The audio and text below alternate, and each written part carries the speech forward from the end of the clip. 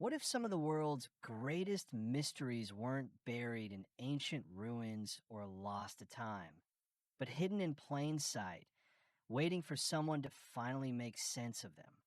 Throughout history, there have been moments where logic, science, and reason simply fall short. Strange signals from space, books no one can read, eerie footprints in the snow, and children who seem to remember past lives. These are not just the stuff of fiction. They're real, documented, and disturbingly unexplained. The world we live in is full of anomalies that challenge everything we think we know. Some stories, like the bizarre WOW signal detected by astronomers, hint at possibilities far beyond our planet. Others, like the Voynich manuscript, sit right here on Earth, locked in a code that has defied cryptographers for centuries. Then there are the chilling legends, like the Devil's Footprints, which seem to mock the boundaries between folklore and fact. And let's not forget the eerie case of the Pollock twins, whose lives may offer a glimpse into mysteries bordering on the supernatural. These are more than just stories. They are puzzles without solutions, events without explanation, and evidence that the unknown still surrounds us. If you're ready to question reality, explore the bizarre, and dive headfirst into the unexplained, you're in the right place. Don't forget to like, subscribe, and hit the bell so you never miss a single mystery. The truth might be out there, but first, let's uncover what's already here. Number 1. The Dyatlov Pass Incident. In the frozen wilderness of Russia's Ural Mountains, a mystery unfolded in 1959 that still chills investigators to this day, both figuratively and literally. 9 experienced Soviet hikers set out on a challenging trek through the icy terrain, led by 23-year-old Igor Dyatlov. The group included skilled mountaineers, engineers, and students. Their goal was to reach Mount Otorten, a remote peak whose name ominously translates to "don't go there" in the local Monsey language. They never made it. Weeks later, when the group failed to return, search teams were dispatched. What they discovered shocked the nation and the world. The hiker's tent was found on a snowy slope, eerily abandoned and ripped open from the inside. Their belongings, including warm clothing and boots, were still inside. Some bodies were found nearby, barefoot and barely dressed, as if they had fled in a panic. Others were located further away, one with a crushed skull, another with fractured ribs, and one missing her tongue and eyes. Yet strangely, there were no signs of a struggle or external wounds to match the internal injuries. Radiation was even detected on their clothing. Soviet investigators labeled the deaths the result of an unknown compelling force. But what could that force have been? Over the decades, theories have exploded. Some suggest an avalanche, a plausible explanation for the panicked escape. But critics argue the slope wasn't steep enough and the injuries too inconsistent. Others blame infrasound, a rare weather phenomenon that can cause disorientation and panic. More sinister theories include secret military testing, radioactive weapons, or even a Yeti attack. In recent years, the Russian government reopened the case and concluded it was likely a slab avalanche. But many remain unconvinced, pointing to inconsistencies in the terrain, the layout of the tent, and the unnatural state in which the bodies were found. One particularly unsettling detail: the group kept a journal and even took photos during the trip. The final photo, snapped just before their demise, shows blurry lights in the sky, fueling speculation of UFO involvement or secret Soviet aircraft tests gone wrong. The Dyatlov Pass incident isn't just a chilling, unsolved mystery. It's a moment frozen in time, haunting in both its brutality and its ambiguity. A group of young people, full of life and purpose, vanished into the snow, leaving behind no clear answers, only haunting clues and a legacy of fear. To this day, no theory fully explains everything. No one knows what truly happened that night. And maybe, just maybe, we never will. Number 2, the wow signal.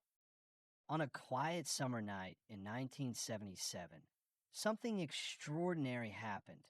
Something that, to this day, remains one of the strongest pieces of evidence that we may not be alone in the universe. At Ohio State University's Big Ear Radio Observatory, astronomer Jerry Emmon was reviewing data from a SETI project, the search for extraterrestrial intelligence. His job was to sift through radio signals captured from deep space, looking for anything that might stand out. It was usually uneventful work until he saw it. A powerful 72-second radio burst unlike anything they'd ever recorded. Narrowband, extremely strong, and isolated, the signal stood out so dramatically that Emmons circled it in red pen and scribbled a single word next to it.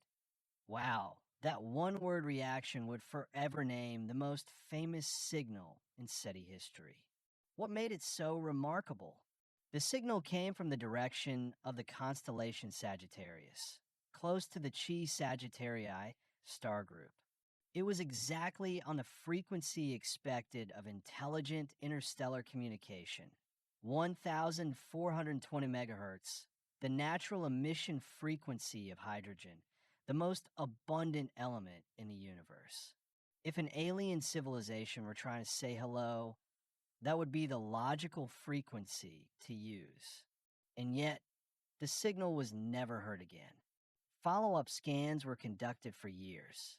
Radio telescopes pointed in the same direction. Researchers watched and waited. But the wow signal never repeated. It appeared once, for just over a minute, and vanished without a trace. What could it have been? Some scientists speculated it might have been a satellite, a military transmission, or even a reflection of Earth-based signals bouncing off space debris. But all were ruled out.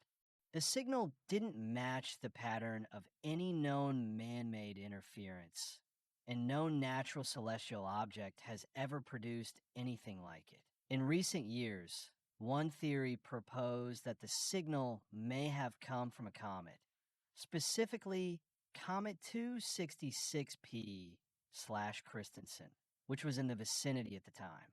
However, that too has faced criticism and doesn't fully explain the strength and characteristics of the burst. The reality? We still don't know. The wow signal remains the best candidate for extraterrestrial contact ever recorded. A moment when something or someone may have tried to reach out, only to leave us in silence ever since. It's a cosmic riddle. Was it a broadcast from a distant civilization, a fluke of nature, or a message we fail to understand? In a universe filled with billions of galaxies, stars, and planets, the wow signal stands as a haunting whisper across the void, a single, tantalizing moment that invites us to keep listening. Because who knows? The next signal might just be waiting to say hello. Number 3, the Taos hum. Imagine living in a quiet town where the silence is never truly silent. For many residents of Taos, New Mexico, that's a daily reality. Because in this peaceful desert town, there's a persistent, low-frequency sound that some people just can't escape. It's known as the Taos hum, and despite decades of investigation, no one knows exactly what it is or why only a few people can hear it. Described as a distant engine idling, a low rumble, or a soft drone, the hum is faint but relentless. Roughly 2% of the population reports hearing it. For those who do, it's not just a sound, it's a burden. It causes insomnia, headaches, anxiety, and even depression. Some people claim it follows them wherever they go, while others only notice it in certain areas of town. But here's the truly strange part: microphones and audio equipment can't pick it up. Studies conducted by scientists from Los Alamos National Laboratory, Sandia Labs, and even the University of New Mexico have all come up empty. The sound is very real to those who hear it, but scientifically, it's a ghost. So what's causing it? Explanations range from the rational to the downright bizarre. Some believe it's related to industrial activity, perhaps a hidden generator, distant mining operation, or underground drilling. Others point fingers at government installations or classified military technology buried deep in the New Mexico desert. Then there are the more exotic theories: low frequency electromagnetic radiation, top secret communication experiments, or even mass auditory hallucination. Still, no cause has ever been proven. Even more unsettling, Taos isn't alone. Similar hums have been reported in places like Bristol, England, Kokomo, Indiana, and Windsor, Ontario. Yet in each location, the sound remains elusive, heard by some, undetectable to most. Skeptics suggest the phenomenon is psychological, maybe a form of tinnitus or the brain misinterpreting internal sounds. But that doesn't explain why it occurs only in certain geographic locations, or why it afflicts only a small segment of the population in those places. For those who hear it, the Taos hum is far from imaginary. It disrupts lives, interferes with sleep, and often pushes people to desperation. Some have even moved away from the town in search of silence they can no longer find a home. Is it something natural, an undiscovered geophysical process humming beneath our feet, or something artificial, perhaps an unintended consequence of technology we barely understand? To this day, the Taos hum remains one of the most maddening and mysterious sonic phenomena in the world.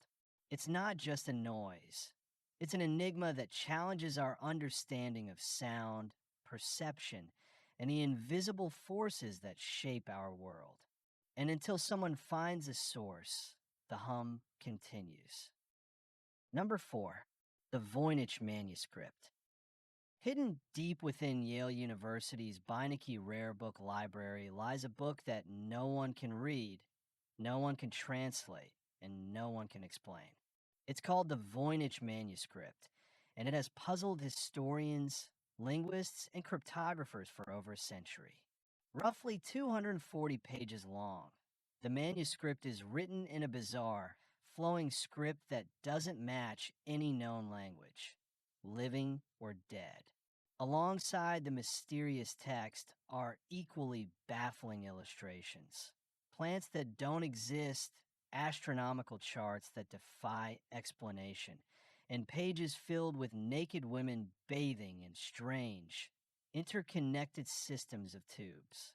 It's been carbon dated to the early 15th century, placing its creation somewhere between 1404 and 1438.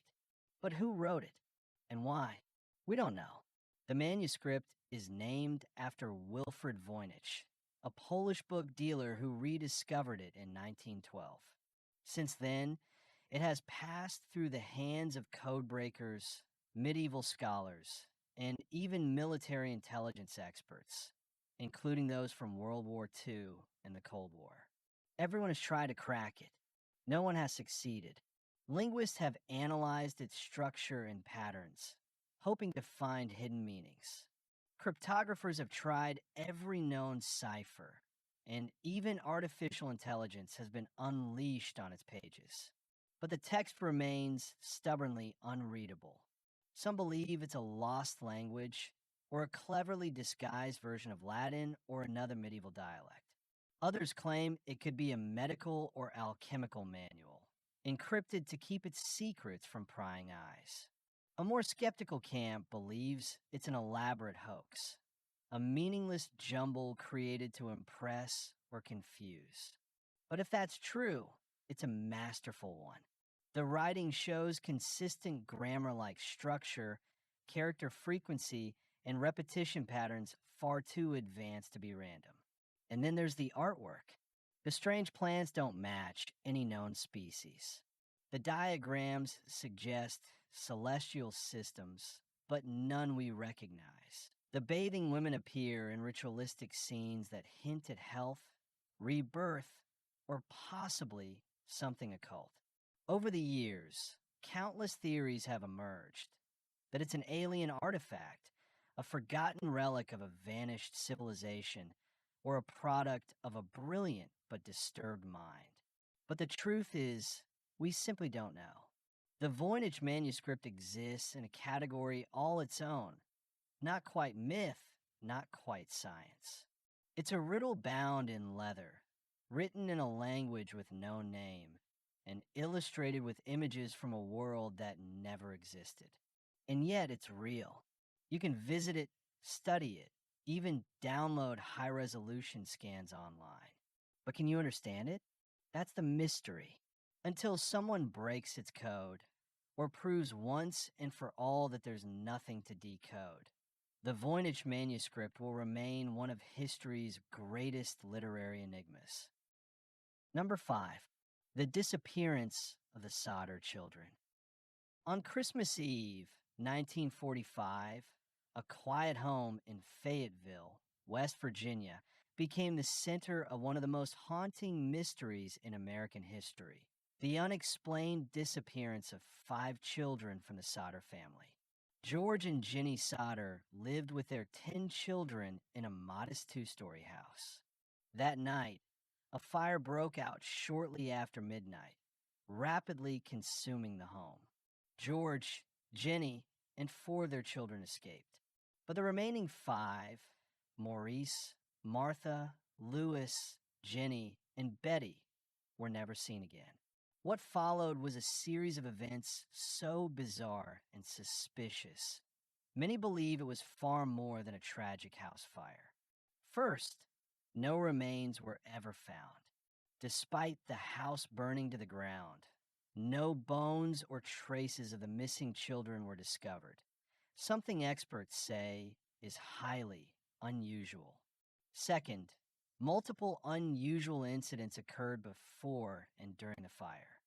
Phone lines had been mysteriously cut. A ladder that was always kept nearby had vanished. George's trucks, both of which he intended to use to reach the upper floor, refused to start, even though they were working perfectly the day before. Then came the reports. A woman claimed to have seen the children peering from a passing car during the fire. Others claimed they were taken to a hotel and later spotted in different cities. George and Jenny were convinced the children had been kidnapped and that the fire was staged as a cover-up. George even excavated the basement years later, hoping to find evidence, but came up empty. The Sodders kept the case alive for decades, placing a massive billboard along Route 16 with photos of the children and a plea for information. That sign stood for over 40 years, becoming a symbol of one family's refusal to accept the official explanation. Then came a disturbing twist. In 1967, Jenny received a photograph in the mail of a man who bore a striking resemblance to her missing son, Louis. On the back was a cryptic message. Despite hiring private investigators, the family could never trace the sender or confirm the man's identity. To this day, the case remains unsolved. Was it arson, a kidnapping, or something even darker? And why did no one ever find the remains? The official record states the children perished in the fire. But the lack of evidence, combined with decades of sightings and strange coincidences, continues to cast doubt. The Sodder children didn't just vanish. They were erased leaving behind a story that refuses to fade. Sometimes the scariest mysteries are the ones that hit closest to home. Number 6, the Green Children of Woolpit. In the heart of medieval England, nestled in the quiet countryside of Suffolk, lies the village of Woolpit, a place with a legend so strange it has puzzled historians and folklorists for centuries. Sometime during the 12th century, villagers working in the fields discovered two young children, one boy and one girl, standing near a wolf pit from which the village gets its name. They were frightened, disoriented, and green. Their skin had a distinct green hue, unlike anything the villagers had ever seen. They spoke no known language and wore clothing made from unfamiliar material. No one could understand them, and they couldn't explain where they came from. Taken in by a local landowner, the children refused all food for several days, until they finally ate raw beans, which seemed to be the only thing they recognized. Tragically, the boy grew ill and died not long after. But the girl survived and gradually adapted to her new surroundings. As she learned English, her green color faded and her story began to emerge. She claimed that she and her brother came from a place called St. Martin's Land, where the sun never shone and everything existed in a state of twilight. According to her, the people there were green like them. One day, while tending their father's livestock, they heard a strange sound and were suddenly transported through a tunnel or cave, only to emerge in Woolpit, in a world of blinding sunlight and unfamiliar people. The story spread quickly, and over the centuries, it became part of English folklore. But many believe there's more to it than just myth. Some historians speculate the children may have been Flemish orphans, displaced during a period of conflict.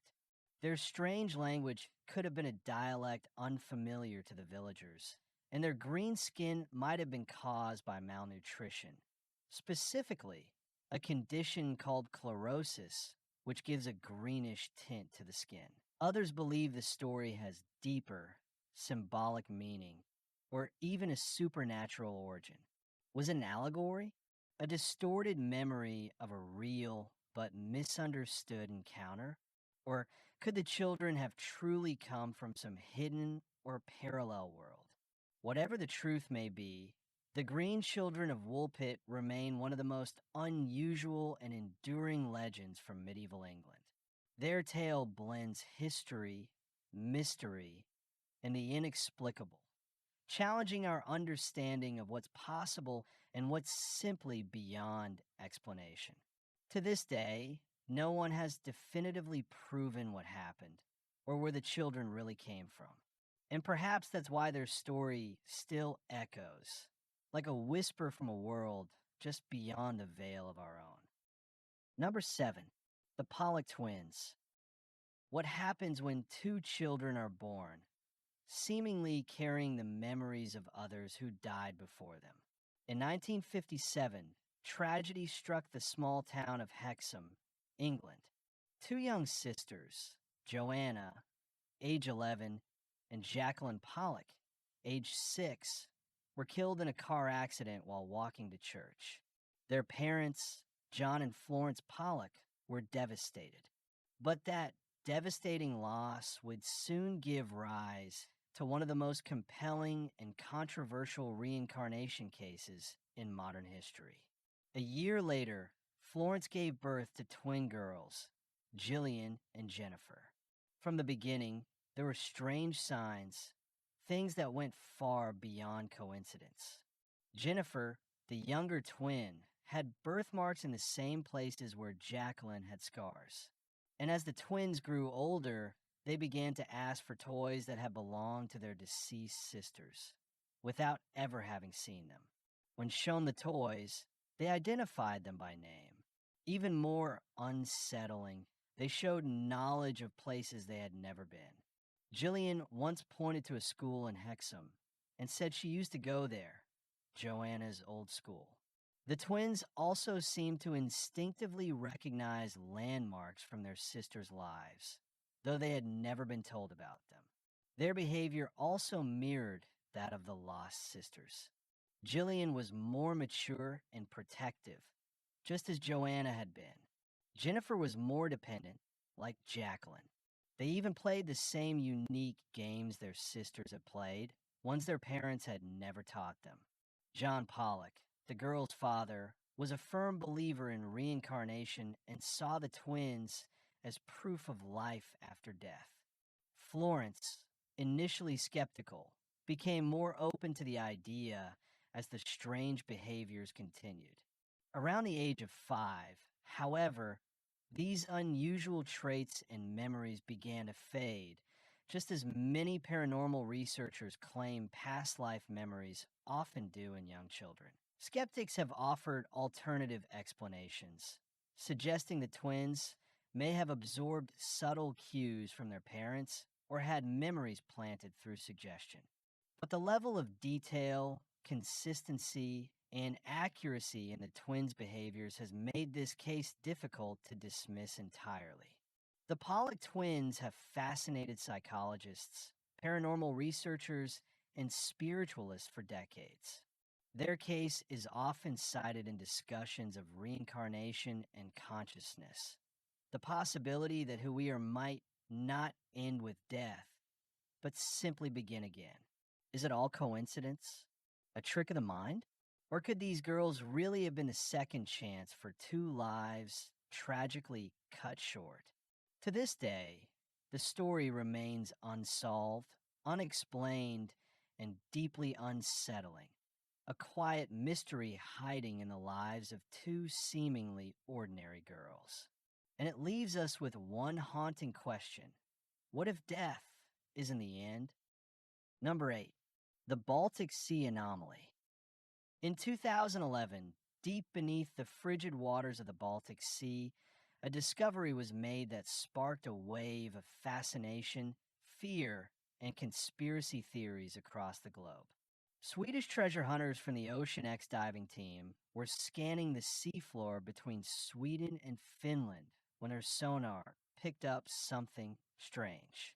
At first glance, it looked like a massive, circular object, roughly 200 feet in diameter, resting 300 feet below the surface. But what really made it stand out was its shape. Unlike anything expected on the ocean floor, it appeared unnaturally symmetrical, almost artificial, with rounded edges, stair-like formations, and what looked like a long drag mark or skid trail stretching behind it. They called it the Baltic Sea Anomaly. When the first images hit the internet, speculation exploded. Some compared it to the Millennium Falcon from Star Wars. Others suggested it was an ancient sunken city, a crashed UFO, or even a remnant of Nazi technology from World War II. The mystery deepened when divers reported that their electronic equipment malfunctioned near the site. Radios, cameras, even remotely operated vehicles suddenly stopped working within a certain radius. Was it natural, man-made, or something not of this earth? Geologists weighed in, claiming the formation was likely a glacial deposit, just an unusual but natural rock structure shaped by retreating ice sheets over thousands of years. But critics pointed out that the object's precise symmetry, angles, and what looked like engineered features didn't fit the typical profile of glacial rock formations. To complicate things further, visibility in the Baltic is extremely poor, and the seafloor conditions are difficult. Gathering high-quality images or samples has been costly and limited, leaving the anomaly largely unexamined over a decade later. Even some of the sample materials brought to the surface, while identified as rock, had properties that raised more questions than answers. And then there's the issue of secrecy. The Ocean X team has been selective about releasing data, leading some to believe there's something being hidden. Others suggest it's a publicity stunt, an elaborate hoax meant to attract funding or attention. But even skeptics admit if it is a natural formation, it's an extraordinarily unusual one. So, what is the Baltic Sea anomaly? A geological oddity? A piece of lost history? A crashed extraterrestrial craft? Or simply a modern myth amplified by the internet? One thing is certain: the mystery has yet to be solved. Despite interest from scientists, journalists, and paranormal investigators, the anomaly remains largely untouched, silent in the darkness, resting at the bottom of one of the world's most mysterious seas. Until we return with the tools to fully explore it, the Baltic Sea anomaly will continue to provoke wonder, suspicion, and that one lingering question we can't shake. What if it isn't just a rock? Number 9. The Man from Taured. In the summer of 1954, something deeply strange occurred at Tokyo's Haneda Airport, an event that remains one of the most puzzling anomalies in modern history. A man arrived on an ordinary flight, passport in hand, fluent in several languages, and appearing calm and well prepared for international travel.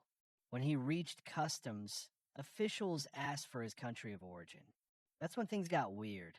He claimed to be from Taured, a country that, according to every map and every government record, doesn't exist. The man seemed confused by the officer's questions. He pointed to a spot on the map, wherein Doris sits between France and Spain, but insisted it was called Taured and had existed for over 1,000 years. His passport, driver's license, and official documents all appeared authentic, complete with entry and exit stamps from various countries, including Japan. Yet none of them aligned with any known nation or issuing authority. Perplexed, airport officials detained him in a secure hotel room while they investigated. They stationed guards outside and confiscated his documents for further examination. But by the next morning, the man had vanished without a trace. The room was locked from the outside, the guards had seen nothing, and all of his paperwork, passport, ID, travel documents, was gone. Authorities searched for him everywhere. Hospitals, police records, immigration logs. Nothing. It was as if he had never existed. Since then, the story of the man from Taured has become the stuff of legend, often cited as a possible case of interdimensional travel, a parallel universe overlap, or even a temporal glitch in the fabric of reality. Could he have somehow slipped into our world from his, a version of Earth slightly different than ours? One where Taured does exist? Skeptics argue that the tale is an embellished urban legend, possibly a distorted version of a real incident or a fictional account spun into viral folklore. Indeed, no official airport reports or documentation from 1954 have ever been confirmed. And yet, the details remain oddly consistent across retellings. The misplaced map, the official-looking documents, the sealed hotel room, and the disappearance. Supporters of the story point to the increasing reports of similar phenomena. People appearing with untraceable identities, historical inconsistencies, and sudden memory lapses. Could this man have been part of a larger phenomenon? Brief, unexplained intersections between parallel realities? It's impossible to know for sure. To this day, no one knows who he was, where he came from, or where he went. Was he a fraud with an elaborate scam? A mentally unwell traveler caught in a moment of confusion? Or something far stranger? A visitor from a world just one twist of reality away from ours? The man from Taured leaves behind no evidence, no answers, and only one haunting possibility. What if our world isn't the only one? Number 10, the devil's footprints. In the winter of 1855, an eerie and unexplained phenomenon gripped the quiet county of Devon, England, one that still baffles historians and paranormal enthusiasts alike. After a heavy snowfall on the night of February 8th, residents awoke to a startling sight, a series of strange footprints stretching for over 100 miles across the countryside. But these were no ordinary tracks. They were hoof-like marks about 4 inches long and spaced evenly, as if made by a creature walking upright on 2 legs. What was truly chilling was where they appeared, crossing rooftops, climbing over walls, and even traversing narrow rivers and deep snowdrifts, places no known animal or human could have crossed so easily. The footprints cut a bizarre and continuous path through towns, fields, and remote moorland, starting in the village of Houndtor and heading northward towards Exmouth and beyond. Farmers and villagers alike followed the trail in disbelief. It was unlike anything anyone had ever seen. As news of the mysterious footprints spread, fear and speculation ran rampant.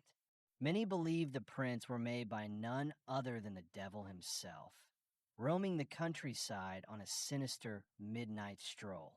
Local clergy warned of supernatural forces at work, and some villagers reportedly locked their doors tight, too afraid to venture outside. But what could have caused such bizarre and impossible tracks? Skeptics offered several explanations. Some thought it might be a prank, a clever hoax staged by locals with carved wooden feet or some sort of early snowshoe contraption. Others proposed more natural causes. The tracks could have been made by an escaped kangaroo or a badger, or even a herd of deer walking in a single file. Yet none of these theories fully accounted for the footprints' consistent shape, their unbroken path across impossible terrain, or the fact that the prints appeared overnight. Scientists also considered weather conditions. Could a sudden thaw and freeze have distorted normal animal tracks? The footprints didn't look like any known animal, though, and the mystery deepened. The devil's footprints have never been conclusively explained.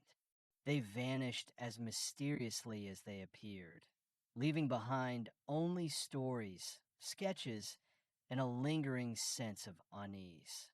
Today, the footprints are a favorite tale in Devon folklore, inspiring books, documentaries, and countless theories. Are they evidence of a paranormal entity wandering the English countryside, a prank gone too far, or simply a natural mystery lost to time?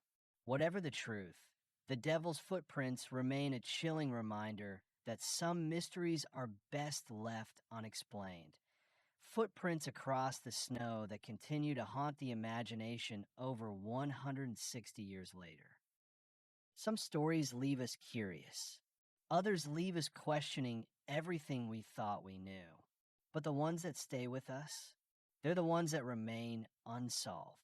From eerie signals out in the cosmos to strange footprints left behind in the snow, these mysteries remind us that even in an age of technology and science, the world still holds secrets it refuses to give up.